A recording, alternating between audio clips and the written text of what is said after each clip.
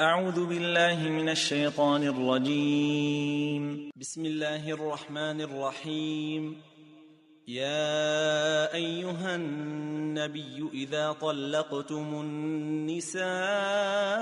فطلقوهن لعدتهن وأحصوا العدة واتقوا الله ربكم لا تخرجوهن من بيوتهن ولا يخرجن إلا أن يأتين بفاحشة مبينة وتلك حدود الله ومن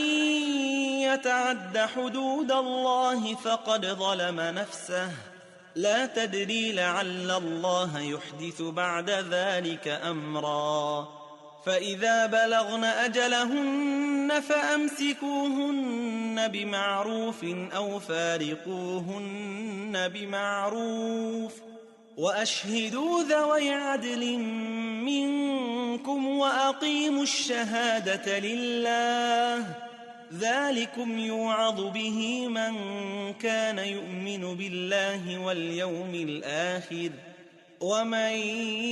يتق الله يجعل له مخرجا ويرزقه من حيث لا يحتسب ومن يتوكل على الله فهو حسبه إن الله بالغ أمره قد جعل الله لكل شيء قدرا واللائي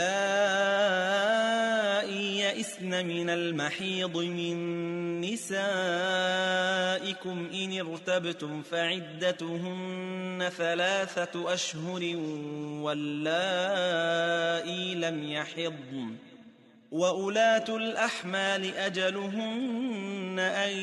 يضعن حملهن ومن يتق الله يجعل له من أمره يسرا ذلك أمر الله أنزله إليكم ومن يتق الله يكفر عنه سيئاته ويعظم له أجرا أسكنوهن من حيث سكنتم من وجدكم ولا تضاروهن لتضيقوا عليهن وإن كن أولات حمل فأنفقوا عليهن حتى يضعن حملهن فإن أرضعن لكم فآتوهن أجورهن وأتمروا بينكم بمعروف وإن تعاسرتم فسترضع له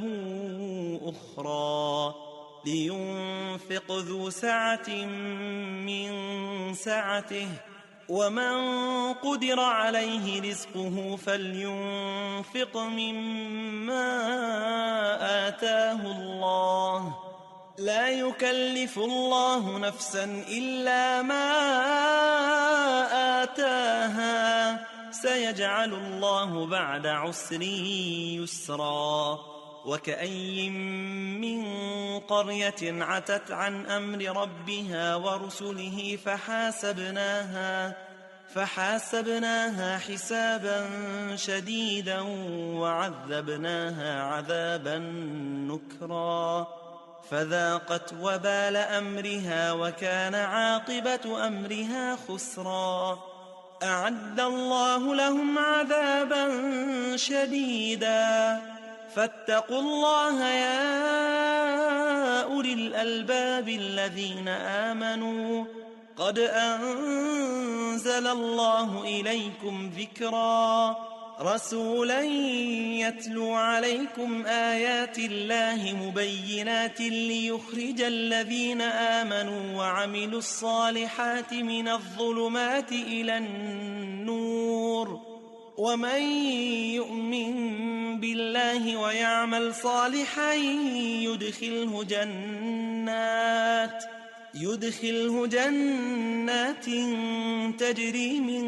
تحتها الأنهار خالدين فيها أبدا قد أحسن الله له رزقا. الله الذي خلق 7 سماوات ومن الأرض مثلهن يتنزل الأمر بينهن لتعلموا أن الله على كل شيء قدير وأن الله قد أحاط بكل شيء علما.